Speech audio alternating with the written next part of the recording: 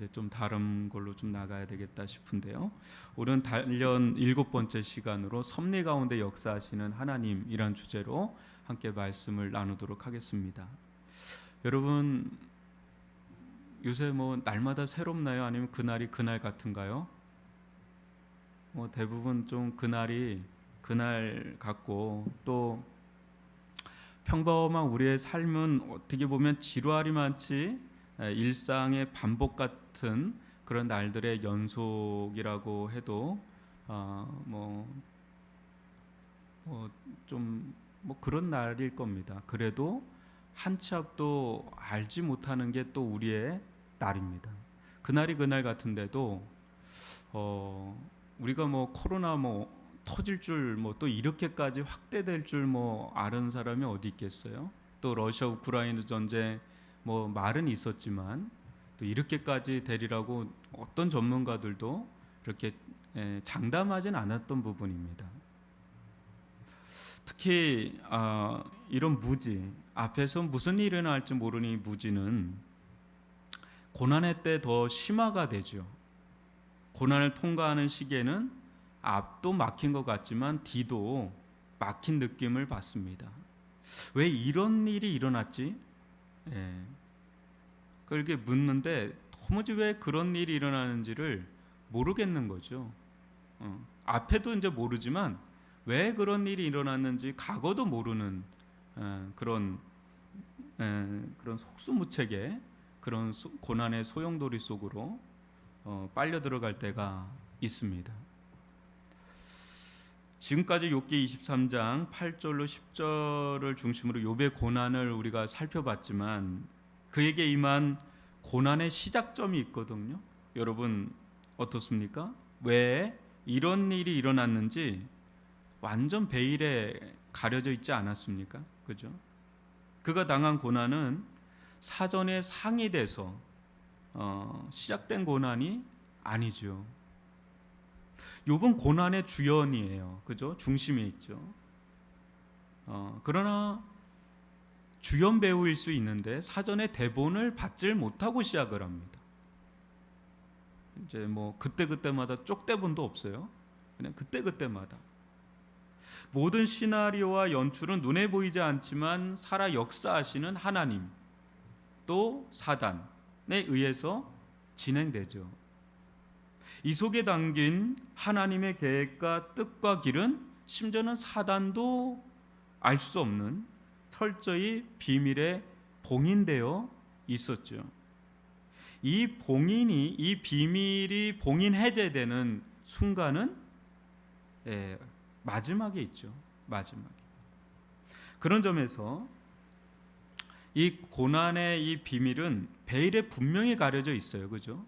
가려져 있지만 숨김 그 자체가 목적이 아니라 드러냄이 목적이에요. 하나님은 참 신기하죠. 숨김으로 우리를 다루실 때가 많죠. 특히 고난에 들어가면 모든 게 다 숨겨져 있는, 베일에 가려져 있는 구렁텅이로 들어가는 듯한 느낌을 받는데, 중요한 것은 때가 되면 또 반드시 그 뜻이 드러난다는 거죠. 그러니까 드러남이 목적이지 숨김이 목적은 아니라는 거. 그때 우리는 하나님께서 원하시고 바라시는 것이 무엇인지 그때 가서 알죠. 나중에 가서. 아울러 우리가 하나님의 원하시고 바라시는 뜻이 무엇인지를 아는 그 순간 우리는 자신을 또 보게 되죠. 하나님이 원하시는 거 우리 자신이거든요. 나를 빚으시려고 하는, 단련하시고자 하는 그런 내가 많이 변했구나, 단련됐구나, 그걸 이제 알게 되면서 그 고난의 수렁에서 빠져나오죠. 하나님은 숨김으로 우리의 믿음을 단련하시고 그렇게 단련한 믿음을 때가 되면 세상에 드러내길 원하시고, 그래서 우리 욥은 수많은 고난에 처한 사람들에게 굉장히 많은 위로를 줍니다. 특히 욥기가 만약에 성경에서 빠졌다면 어디서 위로를 우리가 받을 수 있겠는가? 이로 인해서 믿음으로 단련된 자들은 많은 이들에게 또 거룩한 영향력을 또 미치지 않습니까? 우리가 성경을 보다 보면 물론 승승장구하는 이들의 모습에서도 은혜를 받지만 어때요? 나보다 이 사람이 더 힘들거나 할 때 그때 위로가 또 될 때가 있죠. 그런 점에서 성경에서는 고난 속에서 우리에게 미치는 영향을 많이 언급하고 있습니다. 신명기 29장 29절을 보시면 이런 말씀이 나와요. 감추어진 일은 우리의 하나님 여호와께 속하였거니와 나타난 일은 영원히 우리와 우리 자손에게 속하였나니. 여기까지 좀 보겠습니다. 감춰진 일은 다 하나님께 속한 거예요. 그렇지만 드러나는 것들은 다 우리의 몫으로 돌린다는 거죠. 여러분, 지금 뭐 회사든 대통령이든 사장이든 이미 저 앞서서 생각하는 게 있죠. 근데 그게 드러나는 것은 이제 시간 지나면 이제 드러나는 것들이 많죠. 하나님도 마찬가지예요. 우리에게 두신 계획들이 다 있지만 그게 지금은 숨겨져 있죠. 근데 때가 되면 다 드러난다는 거죠. 또 잠언서 25장 2절도 보면 이를 숨기는 것은 하나님의 영화요 이를 살피는 것은 왕의 영안이라. 이를 숨기는 것은 하나님의 영광이다. 하나님의 숨김은 우리를 답답하게 하지만 시간이 지나서 보면 하나님을 가장 잘 알려주는 길이었음을 깨닫게 됩니다. 지금도 우리는 알 수 없는 길을 가고 있습니다. 모든 것을 다 알고 가면 좋겠지만 여러분, 모든 것을 다 안다면 정말 좋을까요? 내일 무슨 일이 일어나고 그 다음날 무슨 일이 일어나고 앞으로 무슨 일이 일어나 아마 여기서 되게 좋아할 분들 많을 거예요. 주식 이것 따고 뭐 이거 하고 어디에 뭐가 분양이 난다 뭐 대박이다 뭐 이렇게 하는 데서는 되게 좋을 수 있어요. 근데 모든 것을 만약에 다 안다면 진짜 좋기만 할까요? 만약 그렇다면 우리는 얻는 것도 있지만 잃는 것도 굉장히 많을 겁니다. 모름으로 인해서 우리는 하나님을 찾게 되고 구하게 되고 간구하게 되고 의지하게 되고 그런 가운데 또 자신을 보게 되고 세상을 보게 되고 수없이 고민도 하고 궁구도 하고 기도도 하고 그런 가운데서 우리가 뭔가 우리 속에서 하나님의 선하시고 기뻐하시고 그런 계획과 뜻을 깨닫게 되면서 그때 어떤 것을 하나님의 뜻을 깨닫게 될 때 가장 큰 은혜는 뭐냐? 내가 변화가 된다는 거예요. 변화가 되는 거. 여러분, 사람은 말로 변하지 않습니다. 그죠? 깨달음으로 변하죠. 말로 변할 것 같으면 우리는 벌써 변해도 뭐 엄청 변했죠. 그죠? 저 같은 경우도 뭐 엄청 변했을 거고 말로 할 것 같으면 뭐 엄청 깨달음 하나가 변하게 되잖아요. 근데 하나님께서 모든 것을 바로바로 알려주면 변할 것 같은데 그렇지 않아요. 뭐 당연하게 여기게 되니까. 그런데 도저히 알 수 없고 알 수 없는 가운데 고뇌의 밤을 보내고 눈물로 지새우고 그런 가운데 기도해도 묵묵무답인 것 같고 하나님의 뜻을 찾고 그런 가운데 뭐가 어떻게 되는지 모르고 우왕좌왕하고 어두운 컴컴한 길을 걷는 것 같은 과연 나에게 미래가 있을까? 나에게 앞날이 있을까? 그런 나날들을 수없이 거닐던 어느 날 한 줄기 성강처럼 빗줄기가 들어오면서 깨달음이 딱 오는 그 순간에 그때 그거는 깨달음을 넘어서 나를 변하게 하잖아요. 하나님은 고난을 통해 우리를 깨닫게 하시는 거예요. 깨닫게 하시는 거죠. 그렇게 깨달을 때 우리는 귀로만 듣던 하나님, 말로만 듣던 하나님을 마치 눈으로 보는 것처럼 생생하게 하나님을 경험하게 되죠. 그러니까 깨달음은 곧 하나님을 만나는 순간이고 깨달음은 곧 하나님을 경험하는 순간이 돼버리는 거죠. 그것이 욥기 42장 5절 보면 이런 구절로 마지막을 이렇게 욥이 고백을 하죠. 내가 죽게 되어 귀로 듣기만 하였사오나 이제는 눈으로 주를 배움나이다. 그렇게 수없이 들었던 하나님의 말씀 그런 것들이 어느 순간 깨달음으로 돌아올 때 그것은 완전히 영적인 개안의 역사, 눈이 열리는 역사가 일어나죠. 그때 마치 하나님을 눈으로 보는 것 같다는 고백을 하게 되는 거죠. 영적 깨달음은요, 하나님께서 주시는 최고의 선물 중에 하나예요. 이를 보통 하나님의 섭리라고 부릅니다. 하나님의 섭리. 하나님의 섭리. 이것을 깨닫기까지는 오래 걸리지만 깨닫고 나면 모든 것이 풀리고 회복되고 치유되는 은혜를 경험합니다. 여러분, 하나님의 섭리를 가장 잘 보여준 인물이 요셉이에요. 요셉의 인생 가운데 큰 상처로 남을 두 번의 변곡점이 있죠. 첫 번째가 뭐죠, 여러분? 다 아시는 건데 욥의 형제들이죠. 형제들의 시기와 미움으로 노예로 팔려가는 그 상황, 그게 첫 번째 변곡점이죠. 이 상황을 형제들과의 관계 문제로 풀어야지, 만약 하나님 편에서 풀려고 한다면 여러분 어떨 것 같으세요? 요셉 편에서는 굉장히 더 깊은 상처를 받을 수 있어요. 그래서 단순히 그냥 형들과의 관계로 하면 덜 상처예요. 근데 이게 하나님과 관계로 엮이면 더 큰 상처가 될 수 있는 거 아시겠어요? 그런데 요셉은 끊임없이 하나님 편에서 이 문제를 풀려고 해요. 근데 되게 시험 들 수 있는 상황이죠. 왜 하나님이 나를 이렇게 하면 이제 시험 드는 거죠. 상처되고, 그죠? 또 하나는요, 보디발 아내 유혹으로 감옥에 끌려가는 상황이 두 번째 변곡이에요.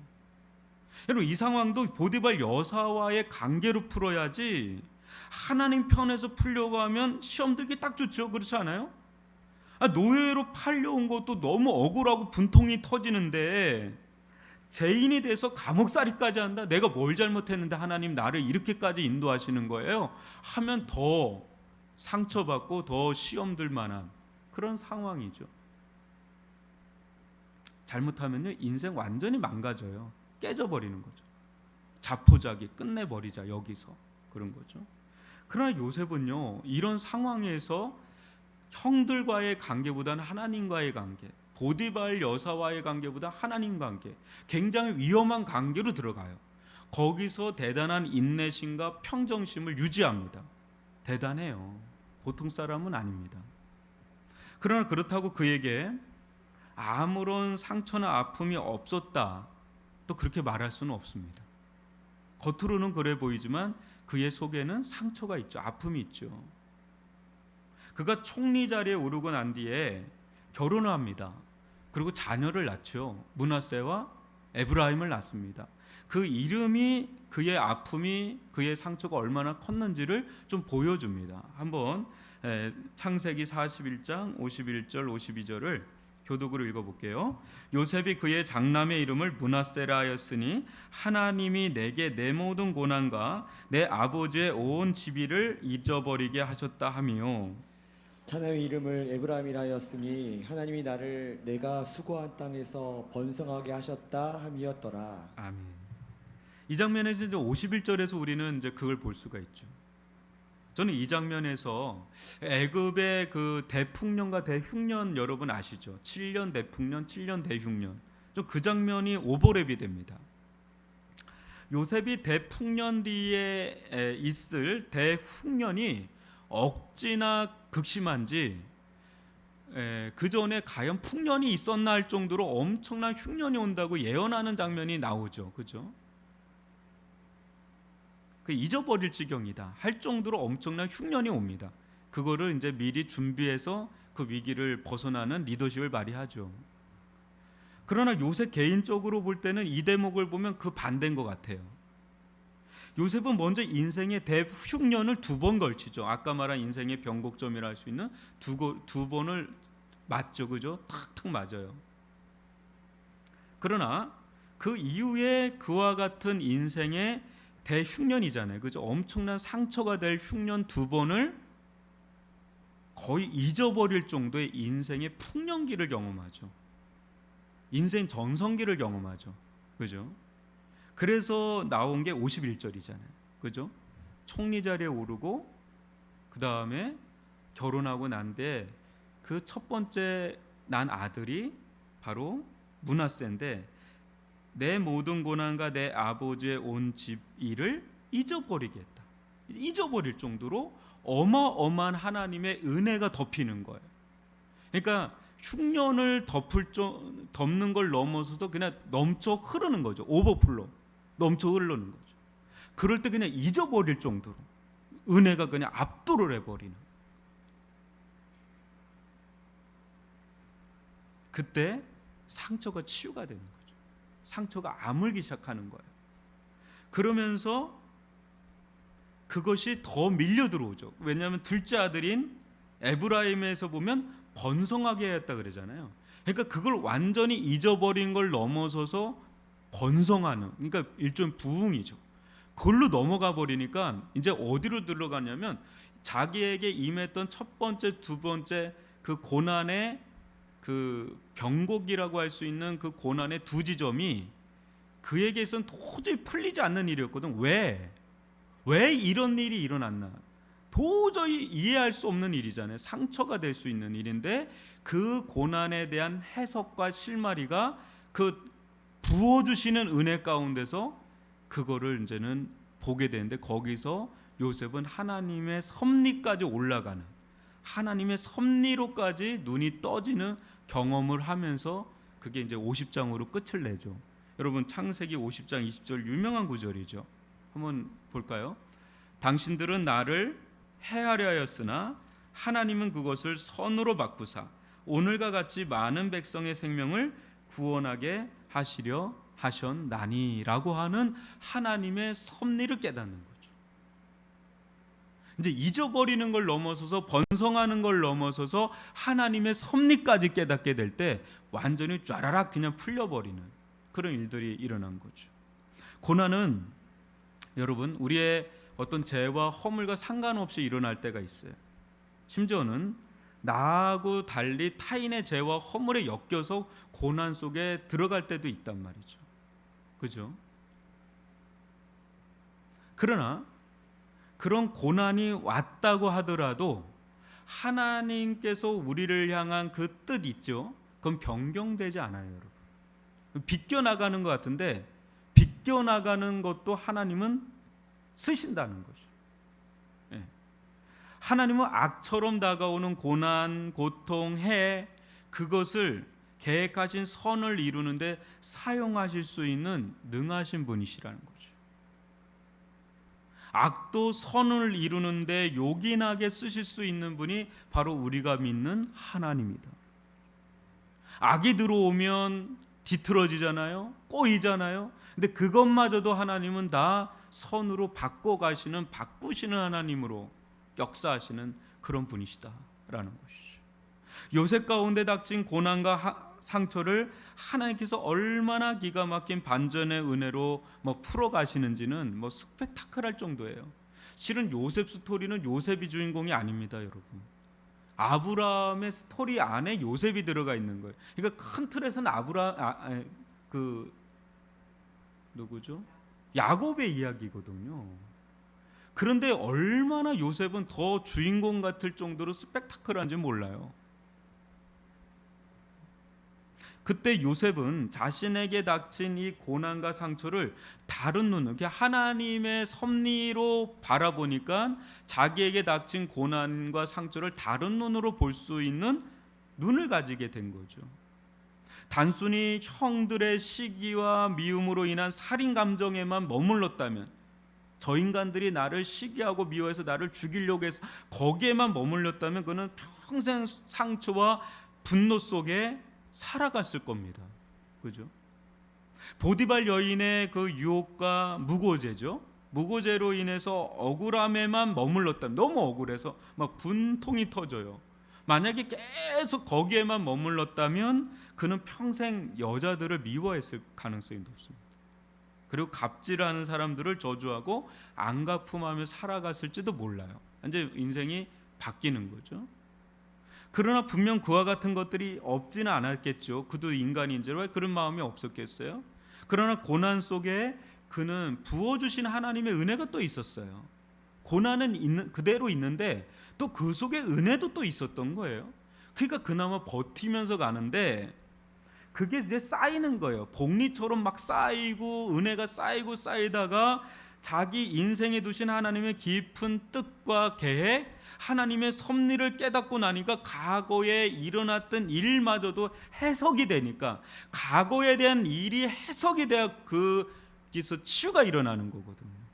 왜 그런 일이 일어났는지가 하나님 안에서 해석이 일어날 때 그건 이제 상처가 별이 되는 순간을 맞이하는 거죠. 요셉은 그런 인물의 대표 주자예요. 요셉은 왜 이런 일이 일어났지? 도저히 이해할 수 없는 인생의 길이 해석되고 풀려지는 은혜를 누리게 된 거예요. 여러분들 어떠세요? 여러분들 가운데 저도 그렇고 여러분들도 그렇고 인생 가운데 고난이 없고 상처가 없는 사람은 없는데 모든 고난, 과거에 일어났던 모든 고난과 상처, 또 현재 진행형인 것도 있을 수 있지만 그것이 여러분들 다 해석이 되고 풀려졌나요? 풀려진 것도 있고 아직 미제도 있을 거예요. 미제 사건. 그런데 요셉은 자신의 인생이 이렇게 하나님의 섭리 가운데 풀려지는 순간, 왜 이런 일이 일어났지, 왜 이런 일이 일어났지, 이게 풀려지는 순간 치유가 일어난과 동시에 하나 더 나가요. 뭐냐, 이제 사명을 발견합니다. 사명은 내가 이 세상에 사는 이유와 목적이 되죠. 사명. 근데 이 사명은 하나님께서 내게 두신 섭리를 깨달을 때 이게 알게 됩니다. 하나님께서 분명히 저나 여러분이나 우리 교회를 분명히 인도하고 계시거든요. 그냥 우연히 일어난 건 없어요. 우연을 가정한 다 필연이거든요. 고난은 특별히 우연을 가정한 필연이라고 그러잖아요. C.S. 루이스가. 분명히 그건 필연인데 우리는 모르겠는 거죠. 근데 그게 풀리는 순간 거기서 사명을 발견하게 되는 거죠. 왜 그런 일이 일어났는지. 요셉은 단순히 애굽의 총리 자리가 사명이 아니에요. 요셉의 사명은 하나님의 나라의 모형인 야곱 집안의 뭐예요? 그 집안을 살리고 기르는 게 사명이에요. 여기서 이제 살린다는 거는 육신적인 돌봄도 있지만 영적인 살림이에요. 영적인. 왜냐하면 요셉의 10형제들이 다 제 가운데 있잖아요. 그래서 여러분 한번 보세요. 요셉이 야곱 집안에 행한 가장 위대한 일이 두 가지가 나오는데 하나는 회개케 하는 일이고 하나는 또 용서하는 일이거든요. 한번 50장 15절로 21절을 교독으로 한번 읽어볼게요. 요셉의 형제들이 그들의 아버지가 죽었음을 보고 말하되 요셉이 혹시 우리를 미워하여 우리가 그에게 행한 모든 악을 다 갚지는 아니할까 하고 요셉에게 말을 전하여 이르되 당신의 아버지가 돌아가시기 전에 명령하여 이르시기를 너희는 이같이 요셉에게 이르라. 내 형들이 내게 악을 행하였을지라도 이제 바라건대 그들의 허물과 죄를 용서하라 하셨나니 당신의 아버지의 하나님의 종들인 우리 죄를 이제 용서하소서 하며 요셉이 그들이 그에게 하는 말을 들을 때에 울었더라. 그의 형들이 또 친히 와서 요셉의 왕 앞에 엎드려 이르되 우리는 당신의 종들이니이다. 요셉이 그들에게 이르되 두려워하지 마소서 내가 하나님을 대신하리이까.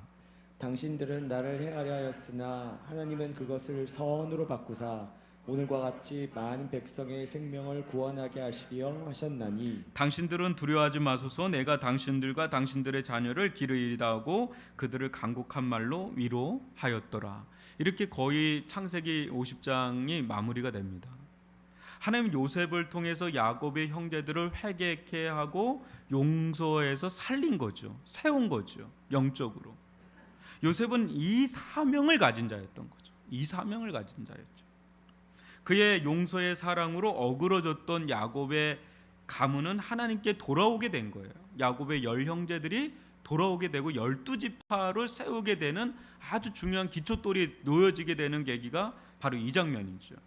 애굽에서 이제 하나님의 나라의 면모로서 이제 점점 출애굽기로 넘어가면 이제 갖춰지게 되죠. 인구가 폭발적으로 성장하면서 요셉에게 알 수 없고 이해할 수 없는 이 고난이 하나님의 섭리로 풀려주는 순간에 모든 관계, 모든 사명, 모든 하나님의 계획이 다시금 회복되는 그런 것들을 경험하면서 창세기 50장이 창세기 이제 마무리가 딱 지으면서 또 다른 출애굽기로 넘어가죠.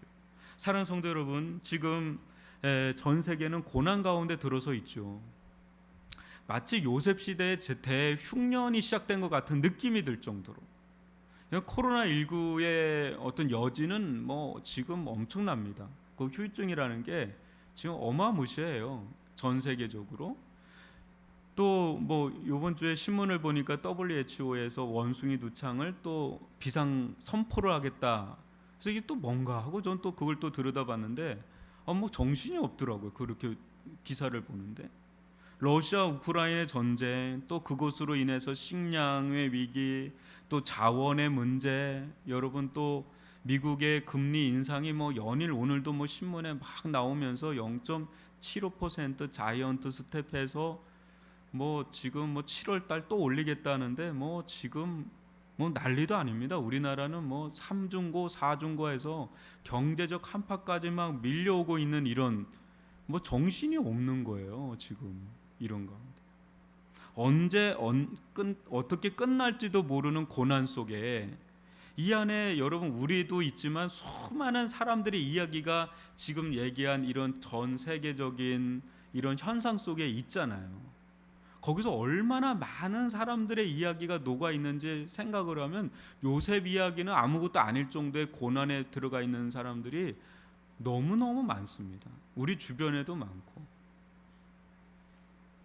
이 거대한 흐름 속에 어떤 이들은 뭐 살 길을 찾고 오히려 풍년 같은 걸 경험하는 사람도 있을 거고, 또 어떤 이들은 이루 말할 수 없는 고난과 상처, 아픔으로 울면서 지내는 분들도 분명히 있을 겁니다. 교회는 또 여러분 어떻습니까? 한 2, 3년 지나오면서 여러분 교회 어때요?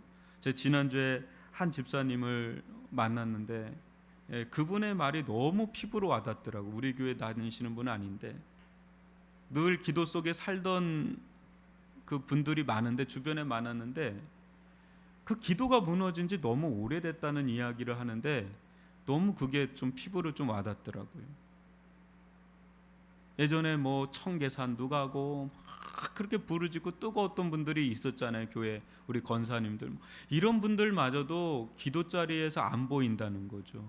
그러니까 축 처져서 또 먹고 사는 문제들이 너무 당면에 있으니 다들 직장으로 들어가서 뭐 이렇게 살아가는 게 만나면 핏기가 없는 거예요. 영적인 심마리가 없는 거죠. 한마디로 쭉 처져가지고 그렇게 자기도 그렇고 주변도 그렇고 이거 목사님 이거 어떻게 해야 돼요? 뭐 이야기를 한참 나누는데 이게 우리의 현실이다라는 생각이 들어요. 저희 새벽만 해도 코로나 전에 뭐 많게는 20명까지도 가까이 왔었어요. 우리 교인은 아니어도. 지금은 얘기 안 하겠습니다. 우리 믿는 자들은요, 은혜 없으면 사는 게 아니잖아요. 그죠? 아무리 뭐가 돼도 내 안에 은혜가 없으면 사는 게 아니거든요. 근데 코로나와 여러 가지 상황 속에서 이렇게 영적으로나 육적으로나 뭐 이렇게 축 처져 있는 이런 지경에 놓인 분들이 지금 한둘이 아니니까 지금 계속해서 통계를 내잖아요. 교회의 영적 상태 막 통계를 내는데 지금 뭐 거의 전쟁 끝나고 회복하는 그런 전쟁터 같은 느낌의 통계들이 막 나오니까 이건 뭐 한두 교회의 이야기가 아니라 지금 이게 쓰나미가 막 휩쓸고 간 듯한 그런 느낌을 받는 거죠. 왜 하나님께서 이런 때 아닌 고난을 주시나? 우린 그걸 다 알 수가 없어요. 여러분 아시나요? 여러분들 가운데 또 이 시대에 이렇게 어려운 일들이 계속 일어나는 일들에 대해서 목사님 이겁니다라고 명확하게 이야기할 수 있는 분이 과연 있을까요? 우리는 잘 몰라요. 다 몰라요. 자칫 이 모든 것이 하나님께서 주신 것이라고 하면 마음 상할 수도 있잖아요. 왜 이렇게 힘들게 하시냐고, 왜 나를 이렇게 힘들게 하시냐고 원망할 수도 있고 불신할 수도 있고 불평할 수도 있고 뭐 화가 날 수도 있고 그럴 정도죠. 왜 이렇게까지 하시냐고 반문할 수 있잖아요. 여러분 우크라이나에 있는 그런 이들에 대한 이야기를 어떻게 할 수 있을까요? 쉬운 문제 아니잖아요. 그런 문제들. 그러나 시간이 지나면 마치 어린 자녀가 부모의 그 속 깊은 뜻을 아는 철이 들어서 이해가 가면 다 이해가 가잖아요. 왜 그런 일이 일어나는지. 그러면서 응어리들이 풀리고 마찬가지로 우리도 어느 순간에 하나님의 섭리를 깨닫게 될 때, 하나님의 계획을 깨닫게 될 때, 하나님의 뜻을 왜 이런 일이 일어났지 지금은 당장은 이게 마치 퍼즐 조각처럼 잘 안 보이지만 그것이 다 어느 정도 형성이 됐을 때 그걸 깨닫게 될 때 이제 하나님의 깊은 뜻을 깨닫고 그것이 악과 같았는데 선으로, 해와 같았는데 그게 선으로 바뀌는 은혜를 경험하면서 치유가 일어나고 그 속에서 또 깊이 들어가면 사명까지 발견하게 되는 그런 일들을 경험하게 되죠. 우리의 초점은 언제나 하나님의 섭리가 무엇인지 깨닫는 데 있어야 합니다. 그래서 그때 그 속에서 이제 길이 보이는 거죠. 하나님의 뜻은 뭐냐. 그냥 그것만 바라보면 답이 별로 없는데 그 너머 하나님의 뜻이 뭐냐. 하나님은 고난이란 어두움 장막 속에 이 지성소를 숨겨 두셨어요. 그 고난이란 장막에 들어가서 보면 이 지성소에서 하나님을 만나고 하나님의 임재를 경험하고 하나님의 음성을 듣는, 그러니까 고난 속에서도 실상은 하나님은 함께 하시고 우리에게 말을 계속해서 걸어오시고 우리를 이끌어 간다는 것을 이제 알 때, 그때 고난에서 섭리의 빛을 보게 되고 섭리의 빛을 보는 순간에 우리의 과거의 모든 일들이 이해가 가는, 저는 우리 교회도 아직은 그게 다 드러난 공동체가 아니라고 보거든요. 왜 이런 일이 일어나서 이런 일이 일어나서 이렇게 해서 여기까지 왔지, 앞으로 어떤 일이 일어날지 저도 모르고 여러분들도 모를 겁니다. 그러나 시간이 5년이 지나고 10년이 지나고 어느 정도 시간 지나면 그 모든 것들이 다 하나님 안에서 해와 같은 것들마저도 선으로 바꿔가시는 그 하나님의 섭리를 발견하게 될 줄 믿고, 또 여러분들 가정과 여러분들의 개인의 삶과 또 우리 인생 가운데 일어나는 일들도 하나님은 합력하여 선을 이루시는 그런 하나님은 결국은 선으로 이끌어 가신다는 것을 굳게 믿고, 고난을 그냥 악으로만, 해로만 보지 않고 그 속에 어떻게든지 고민하는 거죠. 지금도 과제예요. 여전히 과제인데 계속 끊임없이 고민하는 거. 이 코로나 속에 우리에게 주시려고 하는 하나님의 메시지가 뭐지? 이렇게까지 밑둥까지 다 흔들어서 신앙을 가까지려고 했던 분들은 아예 그 어디 있는지조차도 모르는 이런 상황 속에서, 또 신앙이 아주 견고했던 분들도 쭉 처진 이런 속에서 이 과연 우리에게 이 시대에게 뭘 어떤 말씀을 하시려는 건지를 끊임없이 물을 수밖에 없고, 우리는 알지 못하고 계속 그 길 속에 흉년과 같은 길 속에 들어가 있지만은 분명한 것은 하나님 우리를 이끌어 간다는 것을 굳게 믿고 나아가는 저와 여러분이 되시기를 주님의 이름으로 축원합니다. 오늘로써 고난을 통과하는 그대에게 시리즈 12번을 했는데 여러분